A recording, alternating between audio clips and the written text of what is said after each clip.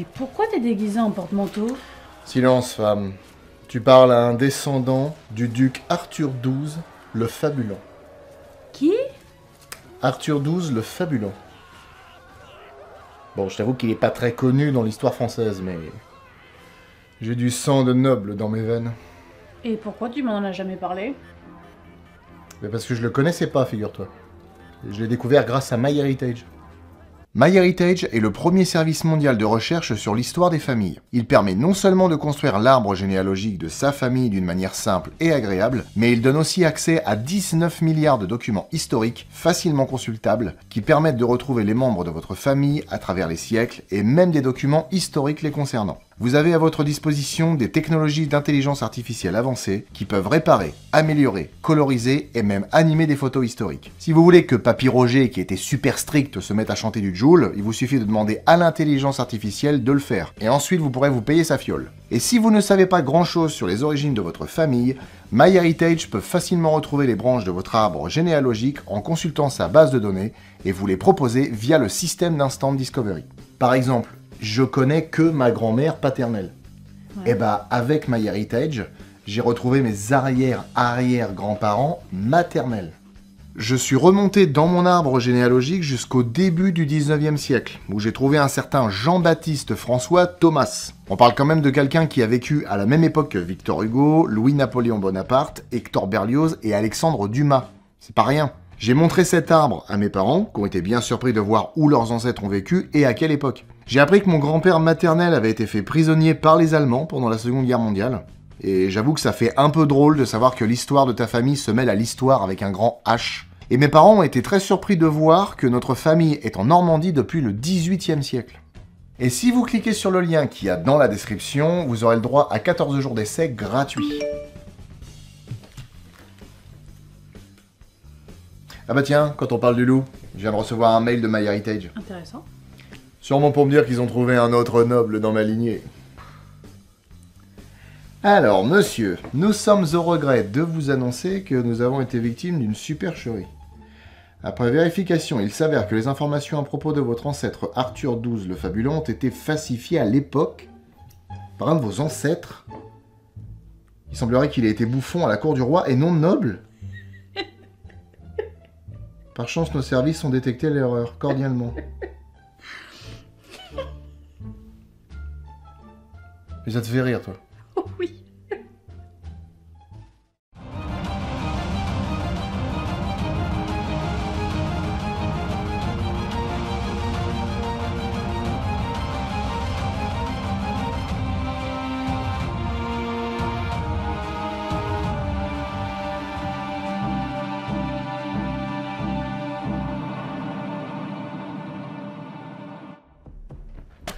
Ça faisait un moment qu'on n'avait pas fait un épisode sur le roi des monstres. Alors, en attendant d'avoir un énorme créneau pour faire un épisode spécial sur le Godzilla japonais, on va continuer les aventures du Godzilla de Legendary Pictures. Et d'ailleurs, elles sont loin d'être terminées parce qu'il y a encore un film qui vient de sortir. Godzilla Roi des monstres est un film de science-fiction fantastique américano-sino-japonais, écrit et réalisé par Michael Dougherty, et sorti le 31 mai 2019. Michael Dougherty est connu pour son travail de scénariste, notamment sur X-Men 2, Superman Return, Urban Legend 3 et Trick or Treat, sa première réalisation, mais il a par la suite réalisé Krampus, qui est vraiment bien et qu'on verra, et il a participé à l'écriture des suites de Godzilla King of the Monsters.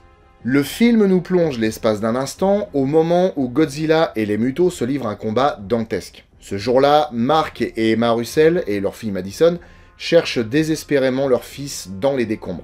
Mais c'est peine perdue. Et pour eux, le responsable n'est autre que le lézard atomique.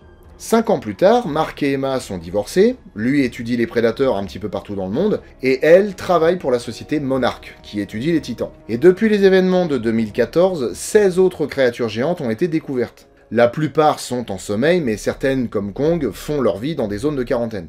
Madison, qui a suivi sa mère, assiste avec celle-ci à la naissance d'une larve gigantesque baptisée Mothra. Et tout ça se passe dans l'avant-poste 61 basé en Chine. Elle dormait comme un bébé il y a encore 1 heure et boum, son niveau de radiation a explosé. Déclenchement du protocole d'urgence. 10 secondes avant bioconfinement. Donc, son taux de radiation est hyper élevé et les mecs qui sont autour d'elle ont des combinaisons de protection. Retenez bien ça. devient troublé. Comme le système de confinement présente une défaillance, le Titan s'agace. Équipe de confinement, déposez les armes. Qu'est-ce que vous faites avec vos tasers, là? Bah oui, c'est un petit peu logique, hein. C'est comme essayer d'arrêter un train à main nue. C'est voué à l'échec dès le départ.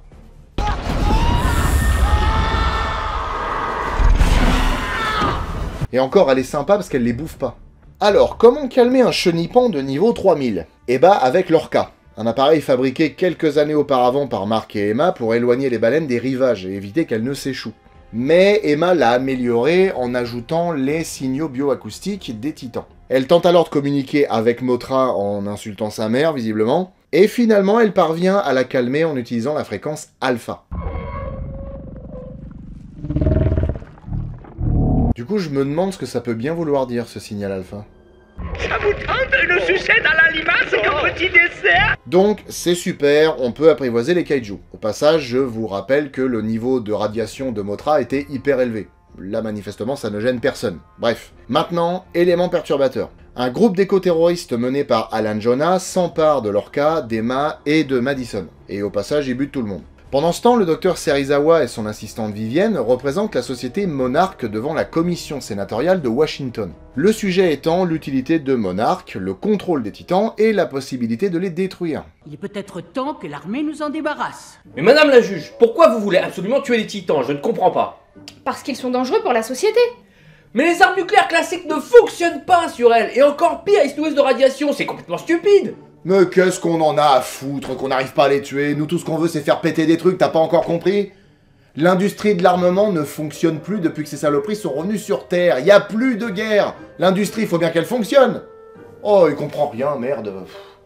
Eh, madame la juge, on peut arrêter parce qu'il m'agace. En fait, quand vous voulez, je m'en branle. Oh, le petit con. Il a dit un gros mot, outrage à magistrat. Serizawa, en homme sage qu'il est, prend la défense des titans. Ce ne sont pas des monstres, ce sont des animaux. Mais, non mais dis pas ça, espèce d'inconscient, tu vas foutre notre business en l'air. Mais la commission s'en moque. Alors foutu pour foutu, Vivienne et lui s'en vont lorsqu'ils sont informés de l'attaque de l'avant-poste 61. Puisque l'Orca a disparu, ils vont chercher la seconde personne à avoir bossé dessus, Mark. Pas joisse au départ parce que le prototype était censé avoir été détruit, il accepte finalement de les accompagner jusqu'à l'avant-poste 54 où vit Godzilla.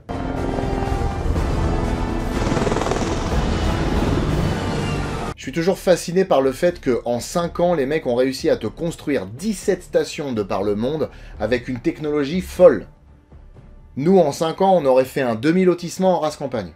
Sur place, Mark participe à une réunion animée par Vivienne et par le colonel Foster, qui présente ce qu'elle pense être les intentions de Jonah. Il s'est lancé dans un trafic sur un nouveau et dangereux marché. L'ADN de Titan. Jonah voudrait capturer ce spécimen vivant. Ce qui veut dire que lui et ses mercenaires seront dans les parages. Alors l'intention paraît logique, mais Mark a un autre point de vue. Je crois qu'ils veulent vous égarer, vous faire pourchasser Mothra, pendant qu'ils décrochent le gros lot. Vous voulez vous assurer qu'ils ne s'en empareront pas? Tuez-les toutes, et leur cas sera inutile. Ils détestent les titans. Heureusement que vous étiez là, Captain Évidence. Pendant que ça papote, Jonah et son équipe se rendent à l'avant-poste 32, en Antarctique. Ils flinguent tout le monde, descendent au cœur de la station et découvrent une créature prise dans la glace, surnommée le Monstre Zéro. D'après les études de Monarch, la bestiole serait un très sérieux rival pour Godzilla. Et c'est sur lui que Jonah veut tester l'Orca. Ah oui, quitte à utiliser un système expérimental de communication avec des monstres de 100 mètres de haut, autant le faire avec le plus dangereux. D'ailleurs, Mark dit quelque chose à propos de l'Orca qui est à prendre en compte. Servez-vous de la mauvaise fréquence, ne serait-ce qu'une seule fois, et vous serez responsable d'un millier de nouveaux San Francisco. Mais comme il n'y aurait pas de film sans ça, il commence à forer la glace pour y poser des charges. À des milliers de kilomètres de là, les signaux bioacoustiques de Godzilla s'agitent. Ces déplacements sont aléatoires, rythme cardiaque élevé. Comment ils détectent tout ça? Alors, ce sont des signes vitaux qui ont été isolés par Emma et qui permettent de voir les constantes vitales de Godzilla. Super pratique pour l'observation. Oui, mais c'est surtout vachement pratique pour le scénario. J'ai Tim, Barnes, Martinez, Hendrix, j'ai besoin de vous à vos postes, exécution! Mark leur demande de laisser l'artillerie de côté parce qu'elle agace le colosse, et effectivement, ça marche. Ils ouvrent le bouclier de protection à sa demande et le voient faire son tuning show. Mais apparemment, le spectacle son et lumière n'est pas pour eux. Il est plutôt pour autre chose, une chose qui est en Antarctique. Enfin non, pas celle-là, celle-là. Godzilla s'y dirige alors, suivi par l'USS Argo et une escorte, et pendant le voyage, Vivienne fait un topo sur le monstre Zéro, sur lequel il n'y a pas beaucoup d'informations. Ça devait être tellement effrayant que les gens avaient peur d'en parler. Ou comme s'il valait mieux tout oublier. Vous avez trouvé quelque chose sur Ghidorah? Que dalle. Rien du tout. Cette créature est tellement effrayante que les scénaristes n'ont même pas trouvé d'origine. Tenez. Mon Dieu. Mais c'est pas possible, c'est des feignants, ils ont rien inventé. Bah non. Ils ont rien foutu. Arrivé à l'avant-poste, une équipe menée par le colonel Foster investit les lieux et essaie de débusquer Jonah et ses hommes. Mais il tombe dans une embuscade pendant laquelle Mark voit qu'Emma et Madison sont encore vivantes. Alors il récupère un flingue et fonce les retrouver. Son intervention permet à Foster de tuer le porteur du détonateur, mais contre toute attente, Emma empêche Madison de le rejoindre, récupère le détonateur et libère le titan de sa prison de glace. Sauve-toi. S'ensuit une course-poursuite en ascenseur avec d'un côté la team Jonah et de l'autre la team Mark, mais à mi-chemin, il s'arrête et fait redescendre l'ascenseur pour récupérer l'équipe de Foster. Décidément, dans les Godzilla, on fait ce qu'on veut avec les ascenseurs. Hein.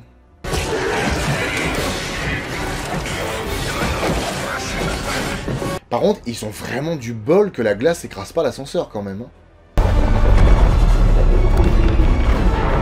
C'est normal, la structure est faite d'un métal très puissant, le scénarium.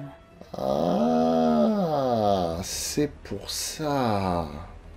Ils sortent partiellement indemnes de la station et font face à un énorme cratère baigné de flashs jaunes. Et à bord de l'hélicoptère de Jonah, Emma utilise leur cas pour insulter la mère du monstre Zéro, autrement appelé King Ghidorah. Et avant de me faire reprendre inutilement dans les commentaires, oui, on dit Ghidorah. En tout cas, c'est comme ça que les Japonais le disent.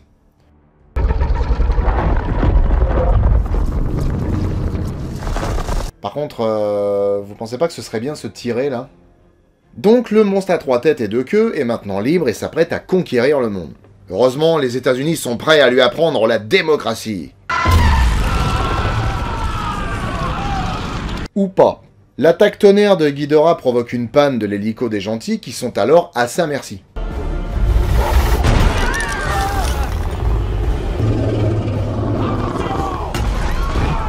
Ce qui me fascine toujours avec les films comme ça, c'est comment une bestiole de 50 000 tonnes peut pousser du bout du nez quelque chose qui fait peut-être 1/50e de sa taille sans l'écraser. Il prend peut-être ses précautions? Non mais 1/50e de sa taille, c'est pas une question de précaution. C'est comme si moi j'étais face à une voiture de 3 cm comme ça et que je la poussais du bout du nez. Obligé, je l'écrase. Bon, remarque si elle est en métal, je sais pas. Pourquoi je réfléchis à des trucs comme ça, moi? Et alors que tout semble perdu pour les occupants de l'hélico restés au sol, voilà que le plus grand sac à main du monde surgit dessous la glace.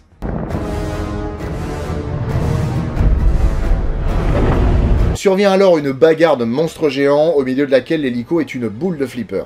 Ghidorah met Godzilla à terre et s'apprête à ne faire qu'une bouchée du groupe d'humains. Mais les renforts arrivent, forçant le monstre tricéphale à battre en retraite. Dans l'action, Vivienne perd la vie et Mark prend un sérieux coup sur le crâne. Enfin, à mon avis, il devrait être mort, mais ça c'est pas grave. Quelque temps plus tard, dans le vaisseau amiral, c'est l'incompréhension. Foster explique qu'Emma a appuyé sur le détonateur, mais personne ne la croit. Et sans crier gare, la voilà qui les contacte pour leur expliquer pourquoi elle veut détruire le monde. Alors du coup, on est des vilains avec la Terre. Donc la Terre envoie les titans. Mais comme là où les titans marchent, l'herbe repousse, bah faut les laisser détruire le monde, pour que le monde revienne encore meilleur. Et si jamais l'humain disparaît, c'est pas très grave.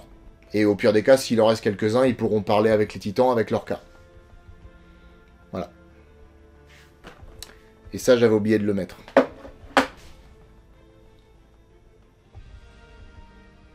Mais elle commence à se demander si ce qu'elle fait en vaut vraiment la peine à partir du moment où Madison tente de lui faire entendre raison. Jonah s'agace un petit peu parce qu'après tout, c'est pas une pisseuse qui va commander. Tu as dit que tu voulais aider les gens pour qu'ils se mettent à la... Mais nous n'avons pas de temps à perdre avec ça. Et convainc Emma de continuer. Elle met alors leur cas en route et réveille une créature qui dormait dans l'avant-poste 56, Rodan.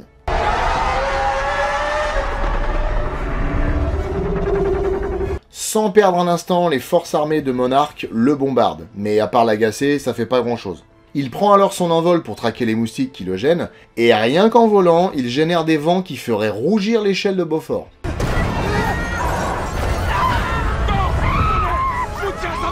heureusement que les militaires ont des semelles lestées.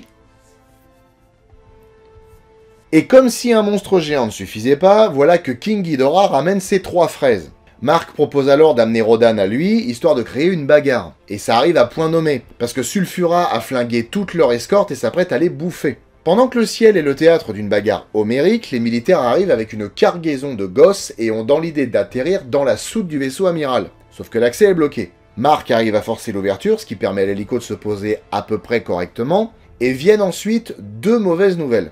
D'abord une que l'on doit à l'armée. Un prototype pour une arme de défense. Un destructeur d'oxygène.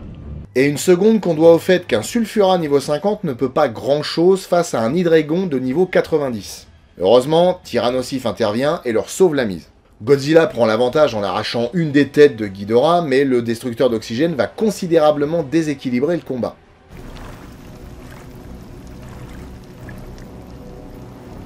Le dragon repart en volant comme si de rien n'était. Quant au roi des monstres... Il est mort. Enfin, on en a toujours eu un, non? Mais c'est pas le bon! Oui, enfin, en attendant, en le tuant, on a quand même rien détruit. Et là, il y a progrès. Mais rien détruit? Rien détruit? Mais la moitié de l'écosystème de l'océan est foutu en l'air. Si on croise un bébé phoque dans les 100 prochaines années, on aura de la chance. Et en plus de ça, cerise sur gâteau, vous avez buté le seul kaiju qui était de notre côté. Effectivement, oui, il y a progrès. Ah. T'as une sacrée chance que la courbe m'a enlevé mon flingue, toi. Hein. Oh putain. Bon, ça suffit tous les deux. Je classe l'affaire. Affaire suivante. L'inspecteur Boucanet contre Alfred Primer, alias le tueur aux céleri. Monsieur Boucanet, avez-vous quelque chose à déclarer avant que nous commencions? Bah en fait, je l'ai attrapé un peu par hasard. Je savais pas qu'il faisait ses courses au même endroit que moi. Comme le roi des monstres est mort, Ghidorah reprend le trône et réveille tous les kaijus de par le monde avec son cri d'alpha, leur ordonnant ensuite la destruction lente mais néanmoins inéluctable de notre monde. Longue vie au roi. Tu es monstrueuse. Sur certaines chaînes YouTube, c'est considéré comme un compliment. Emma est un peu désemparée par la tournure des événements, et par-dessus le marché, sa fille ne veut plus lui parler. Elle essaie de faire comprendre à Jonah que ce qui se passe est pas bon. Le monstre zéro ne se sert pas des titans pour restaurer la planète. Il s'en sert uniquement pour la détruire. Mais le scénario n'a pas prévu qu'il entende raison. Je connais la nature humaine, je l'ai vue en action, et je vous assure qu'avec le temps, elle ne s'améliore pas. Elle propose quand même un plan qui arrive jusqu'aux oreilles de Madison. Diffusons l'Orca depuis le parc Fenway pour amplifier un signal qui mettrait un terme à ces attaques. Qui vole l'Orca et s'enfuit par le système de ventilation de la station. Ah bah ça tombe bien, dis donc, elle est déjà à Boston. Après avoir fait quelques bornes à pied jusqu'au stade précédemment cité, elle diffuse le signal alpha, ce qui calme la colère des kaijus, à l'exception de Ghidorah et Rodan. Pendant ce temps, Mothra sort de son cocon. Voilà! Je suis enfin devenu une magnifique papillon! Et l'équipe de Serizawa apprend grâce au Dr. Shen la raison pour laquelle le destructeur d'oxygène n'a pas eu d'effet sur Ghidorah et pourquoi ses têtes repoussent. Ça parle d'un dragon tombé des étoiles, dont la fureur dévorait à la fois les humains et les dieux de la Terre. Sur ça, l'armée se pointe et fait part de son incapacité à gérer la crise. Comme par le passé, nous avons tenté d'attirer ces créatures avec des matériaux nucléaires, mais elles n'ont pas mordu à la passe. Mais aussi à la comprendre. Leur comportement est devenu imprévisible. Alors Mark éclaire leur lanterne. Ghidorah est leur nouvel alpha. Toutes les autres créatures lui obéissent, elles sont comme une extension de lui. Problème, la seule bestiole qui puisse le tuer est crevée. Enfin, pas tout à fait, puisque l'arrivée de Mothra semble le réanimer. Alors elle et Godzilla, ils ont... Les relations symbiotiques entre deux espèces différentes sont assez courantes. J'ai pas compris. Bah, moi j'ai compris. En fait, Godzilla et Mothra, ils kennent. Oh dégueulasse. Mais ah non, débile, ils sont complémentaires, ils se protègent l'un l'autre et ils vivent dans le même écosystème. Ouais, ils kennent. Oh les mecs. Puis, il y en a un des deux, il s'appelle Godzilla. Et l'autre, il s'appelle Mothra.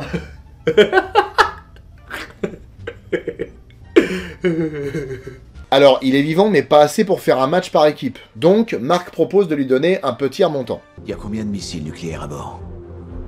Pourquoi? Pour lui donner un coup de main. Alors Shen, Serizawa et Mark descendent au plus profond de l'océan dans un sous-marin équipé d'une superbe ogive nucléaire. Et grâce à un vortex, ils atteignent l'endroit où s'est réfugié Godzilla. Ce sont les ruines d'une cité plus vieille que n'importe quelle civilisation, dont le peuple vénérait, semble-t-il, le lézard atomique. Et comme il s'y trouve une forte source de radiation, le colosse peut recharger ses batteries. Mais le processus est long, très long, et il reste 43 minutes de film. Notre système d'armement a été endommagé par le crash. On n'a plus de lanceurs. Ah mince! Comment qu'on va faire? Il faut que quelqu'un se sacrifie. Mais qui? L'heure n'est plus au débat. J'irai seul. Donc c'est Serizawa qui se prépare pour son dernier voyage. J'ai mis un mélange d'hélium et d'oxygène dans le réservoir. Ça devrait vous aider à rester plus longtemps stable. Ce qui est marrant, c'est que 2 minutes plus tôt, Stanton a dit un truc du genre. Si la chaleur ne vous fait pas fondre, l'irradiation le fera. Et là, il rattrape un petit peu le truc en disant oui, non mais après, avec un mélange, ça va aller, vous pourrez tenir. Et comment se tirer une balle dans le pied scénaristiquement. Par contre, retenez bien la composition. De l'oxygène et de l'hélium. Important. Il monte dans un submersible avec l'ogive, et va là où aucun homme n'ira jamais plus.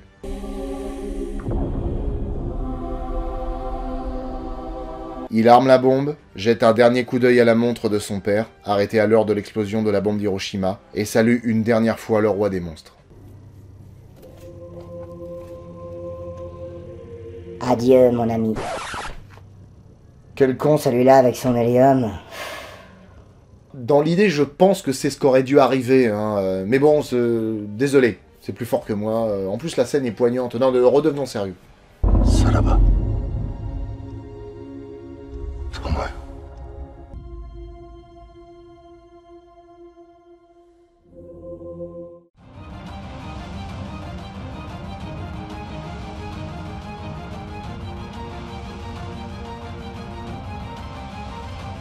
Bien entendu, le sous-marin a pas attendu que ça explose pour remonter à la surface, hein. Ils sont pas malins, mais ils sont pas cons non plus. Et par chance, le plan a marché. Godzilla est requinqué.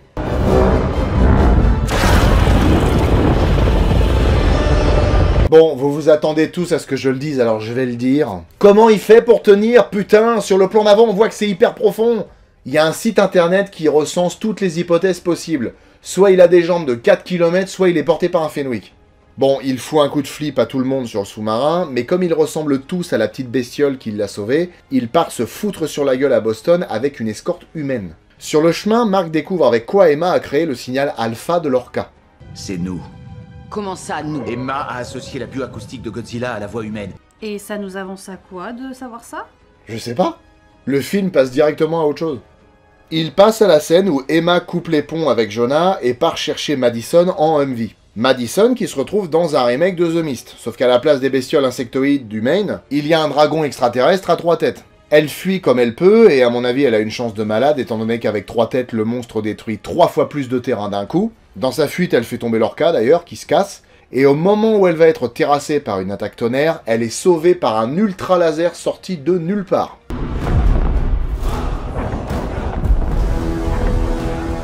Et c'est parti pour le 3e round!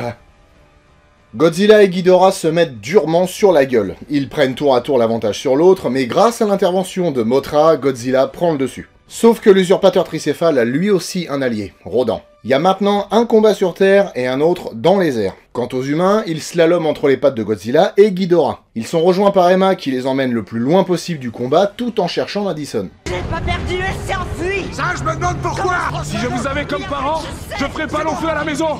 Oui, non mais là, il gueule parce qu'elle s'est enfuie. Ouais, mais elle s'est peut-être enfuie parce qu'il gueule. Oui, peut-être. Et grâce à ce que dit ce soldat, qui s'appelle Barnes, et que j'ai volontairement pas présenté parce qu'on s'en tamponne des soldats et du reste, ils foncent à leur ancienne maison et trouvent Madison sous les décombres.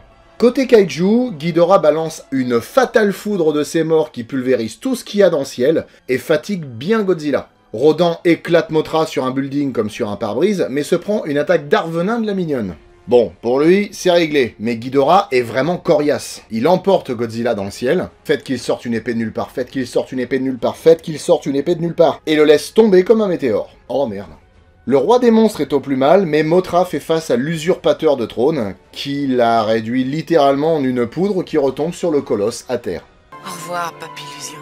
Ghidorah entreprend alors une attaque étreinte, mais il en est empêché par le signal alpha de l'Orca, qui a été réparé par Emma et Mark. Comprenant que le monstre va les suivre tant que la machine sera en route, Emma grimpe dans le Humvee et attire le dragon le plus loin possible de Godzilla et de l'hélicoptère. Bon, on se doute qu'elle va pas réussir à semer un truc qui doit pouvoir voler à Mach 2 en pétant assez fort et qui génère des ouragans de catégorie 6 quand il est fâché. Mais elle est prise d'une envie de rédemption. Et puis bon, ça a pas été inutile puisque Godzilla revient. Et il est vraiment en colère.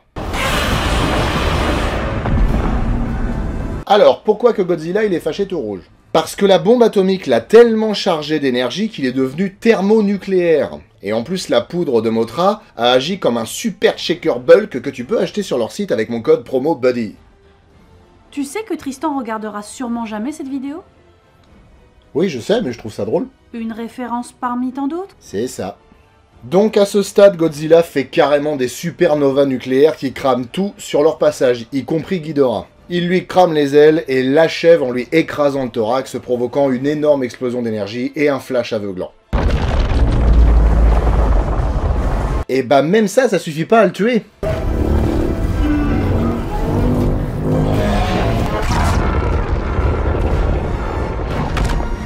Ah si, quand même.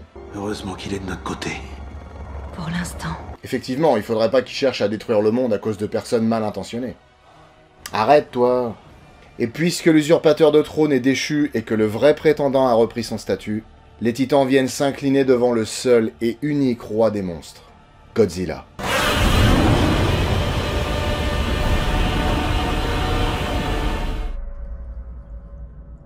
Ah! Il y a une scène post-crédit. Attends.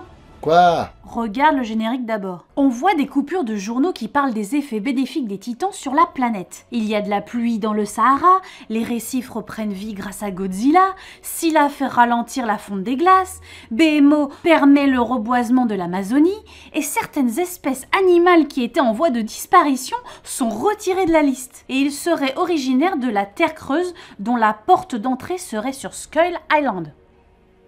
Eh ben c'est bien, ça annonce Godzilla vs Kong, c'est vachement optimiste, même un poil candide sur les bords. Bon, la scène post-crédit. À Isla de Mara, un groupe de pêcheurs présente une de leurs dernières prises à Jonah, à savoir la tête que Godzilla a arrachée à Ghidorah. On va l'emmener.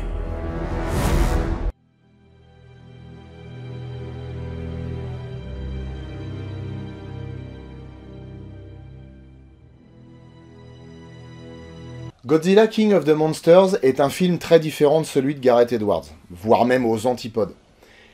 Mais paradoxalement, je trouve que c'est peut-être ce qu'on a eu de plus proche d'un Godzilla japonais.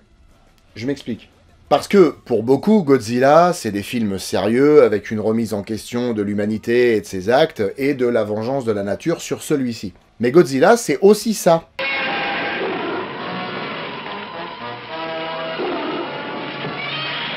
Et c'est ce qu'a voulu faire Doherty, qui au passage est un grand fan de la licence. On n'est plus sur un film intimiste, à la mise en scène soignée et à l'atmosphère posée, là on est sur un film de monstres géants qui se foutent sur la gueule. D'ailleurs quand on y regarde bien, c'est des Pokémon tous ces trucs là. Hein. Type eau et dragon, type électricité et dragon, type plante et insectes, type vol et feu, type roche et sol.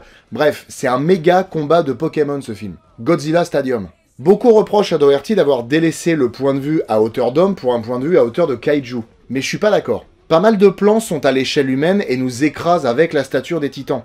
On voit des millions de tonnes de terre se soulever, exploser, il y a des débris qui volent dans tous les sens, et on se promène très souvent entre les pattes des kaiju. Je te dis pas, quand les personnages lèvent la tête, ils doivent voir d'énormes... Je trouve que le gigantisme est encore bien perçu grâce aux nombreux éléments du décor, que ce soit les immeubles, les paysages et même les autres kaiju. Quand on connaît les dimensions de Godzilla et qu'on voit Ghidorah en face, on s'aperçoit qu'il est absolument colossal. D'ailleurs, si on exclut les productions japonaises, c'est la première fois qu'on en voit autant dans un film Godzilla. Évidemment, les principaux kaiju viennent de l'univers de la Toho, hein, King Ghidorah, Rodan et Mothra, mais les 4 autres, à savoir Mathusalem, Scylla, Queen Muto et BMO, ont été créés par les designers du film. D'ailleurs, c'est intéressant de voir revenir un Muto, le plus grand des 3 qui plus est, et de voir qu'il se prosterne devant Godzilla, ce qui montre que ces deux-là étaient désobéissants. La volonté des scénaristes était de montrer chez les kaiju des comportements à mi-chemin entre l'homme et l'animal. Pour Godzilla par exemple, on peut voir, après que la bombe l'ait rechargé, qu'en observant les humains qu'il a assimilés à des alliés, son regard s'adoucit. Pareil quand Ghidorah croque une sous-station électrique. Il est clairement surpris et se dit « Merde !» Même chose pour Ghidorah. On voit clairement que ses têtes ont des caractères différents. Celle du milieu, c'est l'alpha, le chef. Celle de gauche, c'est l'agressive. Et celle de droite, c'est la curieuse qui se fait souvent reprendre par l'alpha d'ailleurs. Rodan a lui aussi des expressions marquées, que ce soit quand il pourchasse les avions ou quand il se prosterne devant Godzilla. Alors bien sûr, ça n'augmente pas significativement la qualité du film. Par contre, ça montre une vraie volonté de faire des kaiju des créatures bien plus profondes que ce qu'il n'y paraît. Mothra de son côté n'a pas de visage sur lequel on peut voir des émotions ou des rictus. Alors avec elle, tout passe par les sons et les couleurs. Mais on verra ça un peu plus tard. D'ailleurs, c'est intéressant de voir de quel environnement les titans émergent. Mothra, par exemple, est porteuse de vie, alors elle vient de la jungle. Tandis que Ghidorah vient de l'Antarctique, un paysage désolé, vide, hostile. Ça marque bien le contraste entre les deux et aussi le caractère du personnage. Bon, tout ça c'est très bien, mais c'est que la partie immergée de l'iceberg. Parce que s'il y a bien un truc qu'on peut reprocher à ce film, c'est son histoire et ses personnages. Les thèmes récurrents du film sont la famille, le deuil, la rédemption et l'écologie. Le dernier sujet étant une condition importante du cahier des charges de Doherty, qui voulait que Godzilla soit la représentation d'une nature protectrice qui combat une menace planétaire main dans la patte avec l'homme. Mais déjà, c'est amené avec un Fenwick, et en plus, vous avez filé la cause écolo à un personnage versatile et indécis. Elle ne sait jamais ce qu'elle veut, celle-là. Un coup, elle veut libérer les titans parce qu'on a abîmé la Terre. Un coup, elle pense avoir fait une connerie ou tout du moins la situation lui échappe. Après, elle se dit que commander aux titans, c'est quand même pas mal. Et finalement, elle se sacrifie pour que Godzilla gagne. Honnêtement, cet arc narratif était vraiment pas nécessaire. Si Ghidorah était simplement venu sur Terre dans une météorite, il se serait épargné une longue histoire sans réel intérêt, et le film aurait pu être ce qu'il devait être, une grosse bagarre de monstres. C'est la fonction que voulait Doherty, et c'est ce qu'on attendait. Rien de plus. Parce que s'il y a bien un truc dont on se fout avec la dernière énergie dans ce film, c'est bien des humains. Il y a plein de personnages, on en connaît à peine la moitié, et surtout, on développe pas d'empathie pour eux. Sans rire, les militaires, j'en ai à peine parlé parce qu'ils sont anecdotiques. Et l'écriture du scénario n'arrange rien. On passe constamment du coq à l'âne. On est 30 secondes au fond de l'océan, puis 30 secondes dans un stade à Boston, puis 30 secondes chez les méchants, puis de nouveau 30 secondes au fond de l'eau. Ça part dans tous les sens. On n'a pas le temps de se poser avec les personnages et de développer un attachement pour eux. Ils passent en coup de vent. Bien sûr, les vraies stars du film sont les kaiju, mais donner un peu de corps au second couteau, ça fait pas de mal quand même. Et le pire, c'est que je me suis aperçu de ça en écrivant la critique. Parce que l'intérêt de la partie narrative dans nos épisodes, c'est de vous raconter l'histoire de manière claire et concise, et puis avec un petit peu d'humour. Mais quand on doit écrire le déroulement d'une scène qui dure 5 minutes, mais qui est répartie en 15 morceaux de 20 secondes sur 1 heure de film, c'est insupportable. À bien y regarder, on vit le film à travers l'histoire de Mark. Il est en colère contre Godzilla et passe son temps à gueuler, ce qui le rend vite fait insupportable. Mais le cheminement de son personnage est plutôt bien écrit, même si c'est pas vraiment original. Il veut la mort de Godzilla parce qu'il lui reproche celle de son fils, mais en voyant les gens de Monarch se démener pour le sauver et en croisant son regard, il comprend que la mort d'Andrew est un coup du sort et que Godzilla est le seul espoir de l'humanité.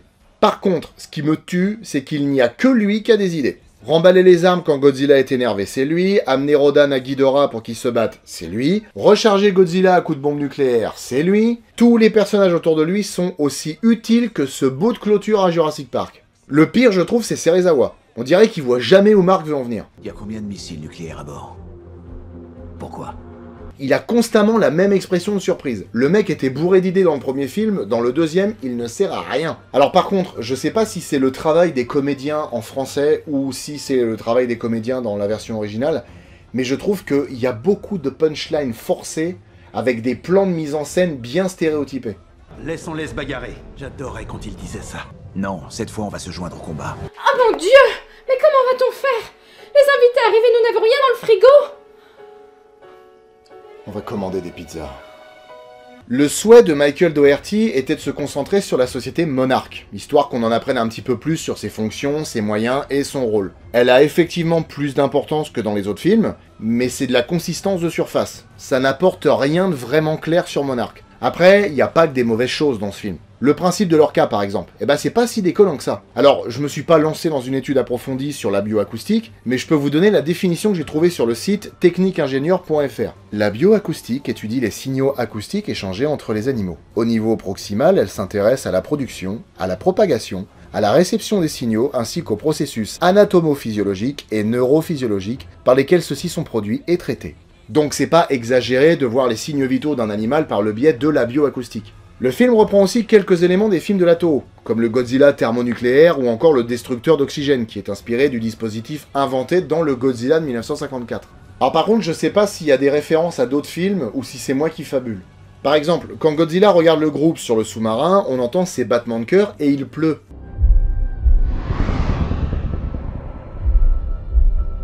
Comme dans le film de Roland Emmerich.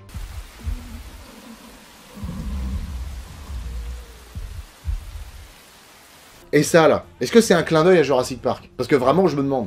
Quelques idées de mise en scène sont aussi très intéressantes, notamment au niveau des couleurs. Tout le monde n'aime pas ce côté saturé, mais je trouve que visuellement ça en jette. Le plan de Mothra qui déploie ses ailes sous la cascade est d'une beauté hallucinante, ça colle parfaitement à la nature de la bestiole. À l'exact opposé, il y a certains plans de Ghidorah dans la tempête. Voir la silhouette d'un monstre à 3 têtes voler dans le ciel, ça devrait foutre les jetons au pilote le plus aguerri. En parlant de Ghidorah, je me demande ce que ça veut dire ce plan. J'ai le sentiment qu'il y a quelque chose à comprendre, mais je sais pas quoi. Suivant les sources, le budget du film est estimé entre 170 et 200 millions de dollars, ce qui en fait quoi qu'il arrive le film le plus cher dont on ait parlé sur la chaîne. Et pour le battre, ça va être dur. Godzilla Roi des Monstres est sorti au milieu d'une myriade de blockbusters à effets spéciaux. Disney inondait les cinémas avec ses films d'animation, ses adaptations en prise de vue réelle, ses Marvel et Star Wars. Mais il y avait aussi Men in Black International, Shazam, Jumanji et quelques films de monstres plus modestes comme Hellboy, Crawl, Sa chapitre 2 et Retour à Zombieland.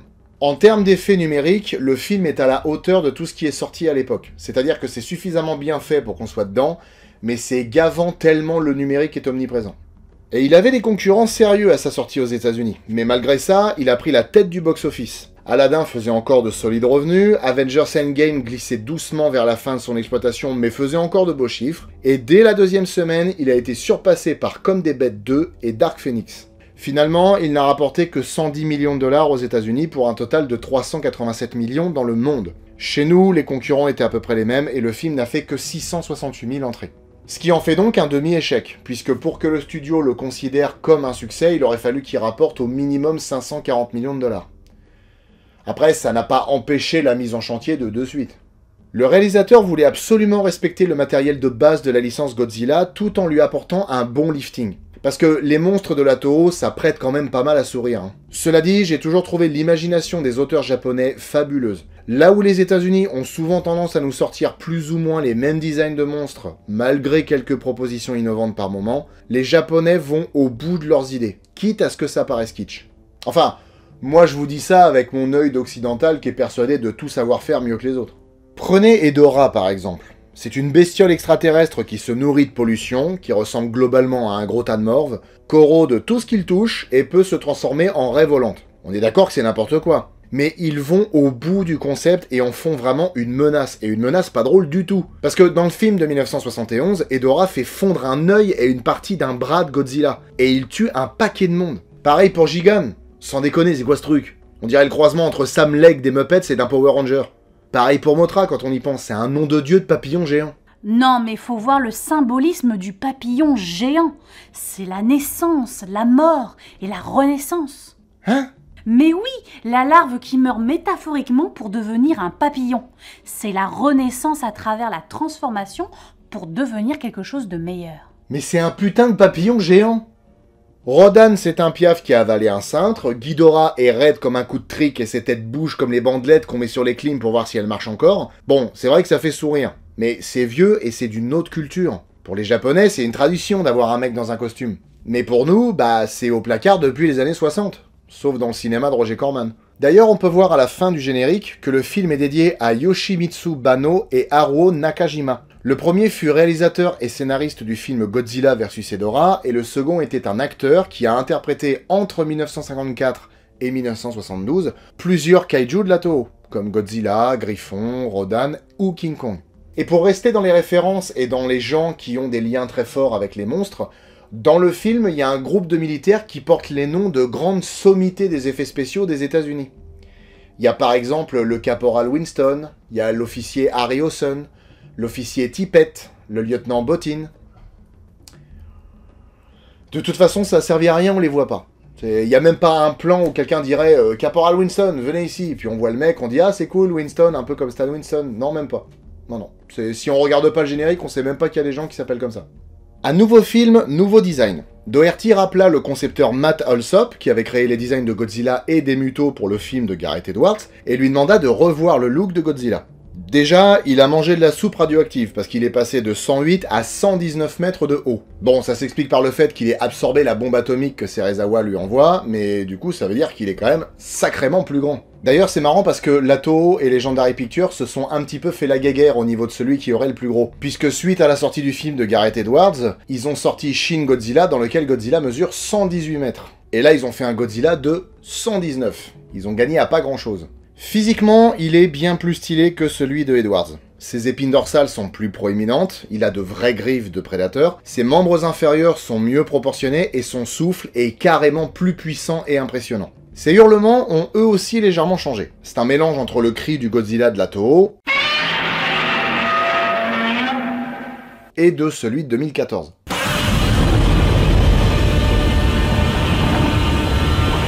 Tiens d'ailleurs, est-ce que vous savez comment le cri de Godzilla a été fait et par qui il a été fait? Et bah par Akira Ifukube, le compositeur de la bande originale du premier Godzilla, celui de 1954. Il a pris un gant de boxe qu'il a trempé dans de la graisse et ensuite il l'a fait glisser le long des cordes d'un violon. Et ça a donné sûrement ce qui est le cri le plus reconnaissable de toute l'histoire du cinéma.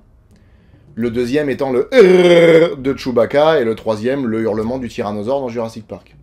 Le principal défi dans la création de Mothra était de créer un design qui ne soit pas risible. Je rappelle que c'est un nom de dieu de papillons géants. Alors ils se sont inspirés des nombreuses espèces de papillons colorés qu'il y a dans la nature, et étant l'un des rares titans femelles, ils ont féminisé son design en y ajoutant une élégance et une grâce naturelle, ainsi que beaucoup d'éléments bioluminescents. T'as vu ça ma puce, comment je tourne bien les phrases? Quand c'est féminin, c'est élégant et ça a de la grâce.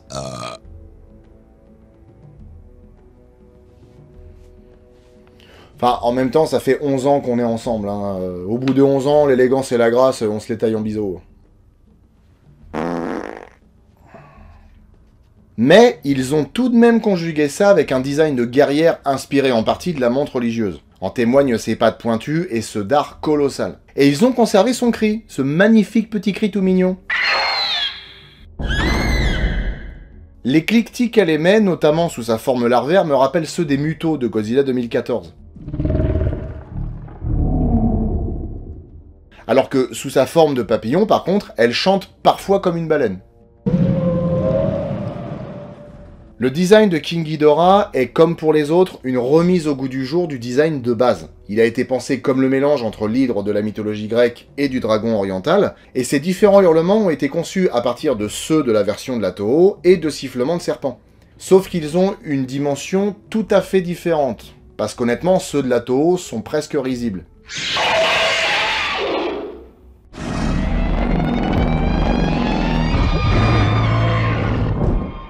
On sent vraiment l'énergie électrique dans son grondement. Là encore, le travail audio est impressionnant. Pour remodeler Rodan, l'équipe du film a étudié de grands rapaces comme les aigles ou les vautours, et puisqu'il vit dans un volcan, ils ont donné à sa peau et à ses ailes des allures de lave refroidie, comme pour Godzilla. Ces cris, en revanche, sont le résultat du mélange entre ceux de manchots, de vautours, de chouettes, et aussi de cliquetis de grues. Dans le film de Gareth Edwards, le faciès et le comportement physique de Godzilla ont été obtenus grâce à la performance capture et à la motion capture. Et bah dans Godzilla King of the Monsters, ils ont repris exactement le même procédé. Sauf qu'en plus de Godzilla, il y a aussi Rodan et King Ghidorah qui ont été animés avec ces deux technologies. T.J. Storm a repris le rôle du roi des titans. Ghidorah a été interprété par 3 acteurs, chacun jouant le rôle d'une tête. D'ailleurs, l'alpha a été interprété par Jason Leels, qui jouait George dans Rampage et qui a aussi joué le rôle de Rodan. Et comme toujours, je trouve cette technique ahurissante. Mine de rien, faut être excellent pour jouer sérieusement dans des conditions comme celle-là. Et franchement, ils s'en sortent brillamment. Pour aider au mieux les acteurs à jouer devant des fonds bleus, toutes les scènes comportant des effets spéciaux ont été reproduites en animatique. Ainsi, ils savaient comment jouer la scène et où regarder pendant la prise. Malgré l'omniprésence des fonds bleus, il y avait quand même quelques décors. Les salles de contrôle des avant-postes, celle de Castle Bravo a été entièrement construite pour les besoins du tournage d'ailleurs, et la baie vitrée était évidemment un fond bleu. Les scènes en Antarctique ont été tournées sur un plateau gigantesque installé dans un studio à Atlanta. Il était recouvert de fausse neige qui était en réalité du sel d'Epsom, et qui était entouré de murs en fond bleu. Et j'imagine le plaisir que ça doit être de tourner dans une salle pareille, parce que v'là la place. La bande originale du film est de Bear McCreary. Élève d'Elmer Bernstein, dont on a déjà admiré l'œuvre dans SOS Fantôme, il a composé pour beaucoup de séries, comme Battlestar Galactica, Les Agents du Shield, Outlander, Le Seigneur des Anneaux, The Witcher, L'Héritage du Sang, et on lui doit aussi le thème de The Walking Dead, sûrement un des plus stressants qui existent. Il a aussi composé des bandes originales de jeux vidéo, notamment celles des 2 derniers God of War, et il a composé pour pas mal de films avec des bébêtes, puisqu'en plus de Godzilla, il a travaillé sur les 2 suites de Cloverfield, sur Colossal et Le Dernier Voyage du Déméter. Et j'adore la bande originale qu'il a composée. On n'y retrouve pas du tout le travail d'Alexandre Desplat, mais par contre, il fait vraiment honneur aux origines nippones de Godzilla, puisqu'il reprend 2 thèmes composés par Akira Ifukube, celui de Godzilla et celui de Mothra. Monétisation, envole-toi. À tout seigneur, tout honneur, on commence par le roi. Son thème a toujours été composé de 2 segments. L'ouverture est un avertissement de cuivre et de percussion qui annonce l'arrivée de la menace la plus redoutable de tous les temps.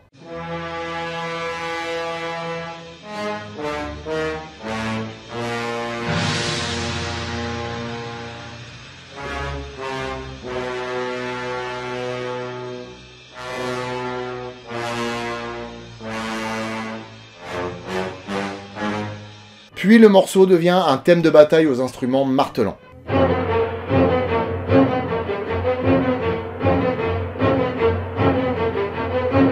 Maintenant que vous les avez bien en tête, écoutez ce qu'en a fait McCreary.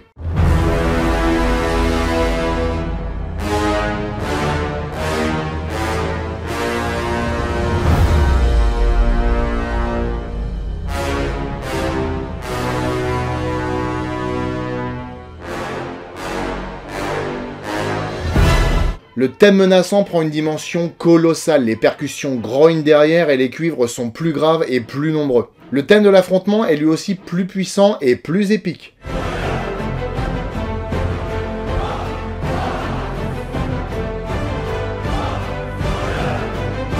Mais il est surtout plus énergique et rapide. C'est du petit lait pour moi. Le thème de Mothra est à l'origine une chanson chantée par 2 fées dans le tout premier film Mothra.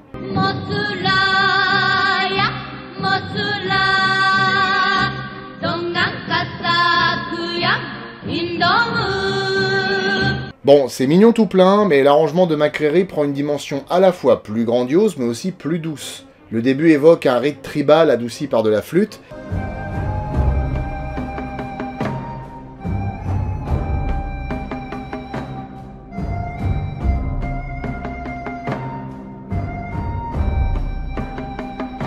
Et le reste du morceau se déploie de manière grandiose comme les ailes de Mothra.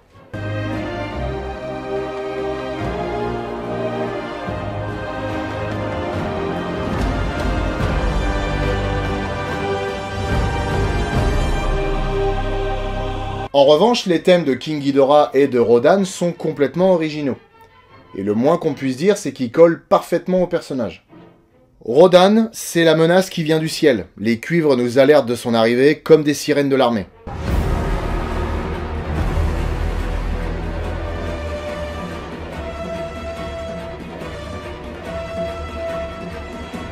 Ghidorah, en revanche, a un thème très menaçant, mais mystique, accompagné d'un chœur semblable à des incantations divines.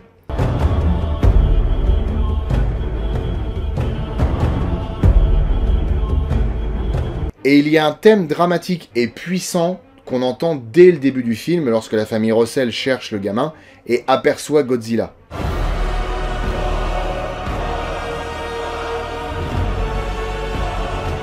On l'entend aussi lorsque Godzilla assoit sa supériorité sur les autres titans. Pour moi, il traduit la toute-puissance et la domination de Godzilla sur le monde des hommes.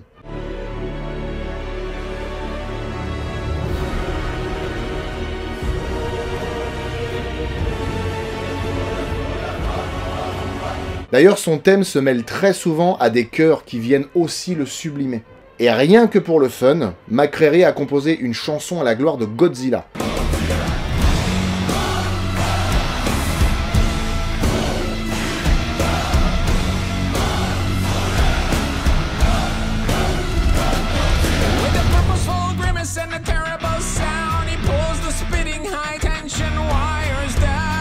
Il n'y a pas beaucoup de monstres du cinéma qui peuvent se targuer d'avoir une chanson à leur nom, quand même.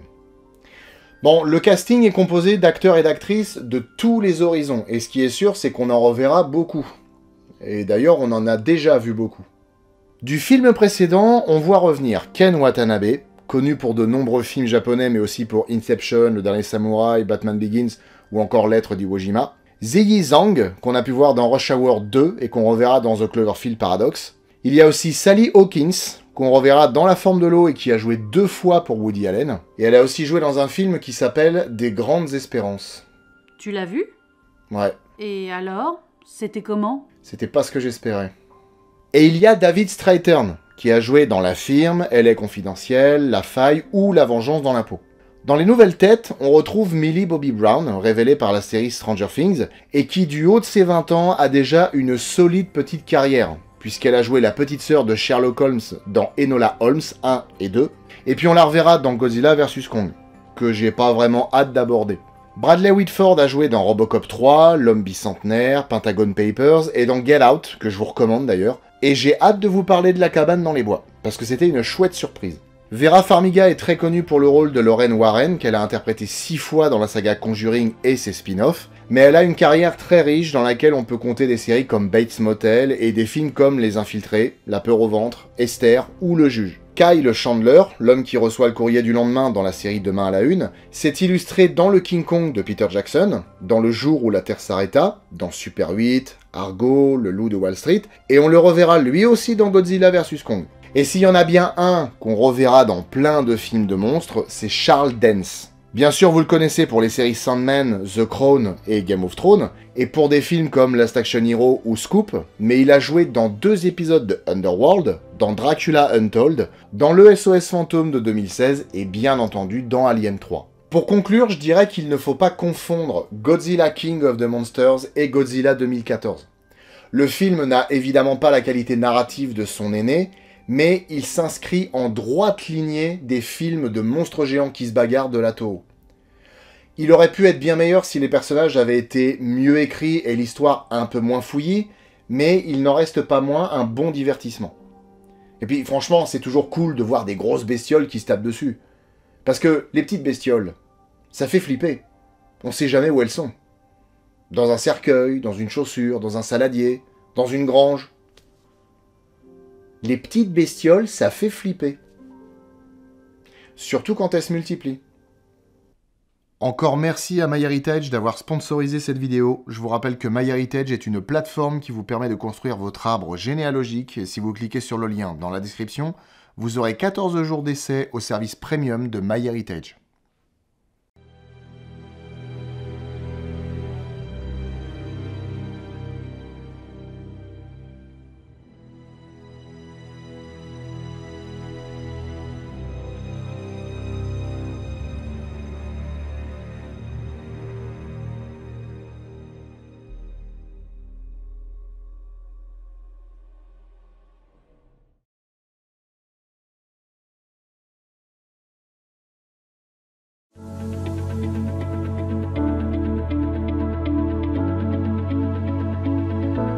Bonjour, bienvenue pour cette interview exclusive de l'inspecteur Boucané que je suis ravie d'accueillir aujourd'hui. Bonjour. Je devrais plutôt vous appeler lieutenant Boucané puisque vous avez eu une belle promotion suite à l'arrestation de ce tueur aux céleri. Oui.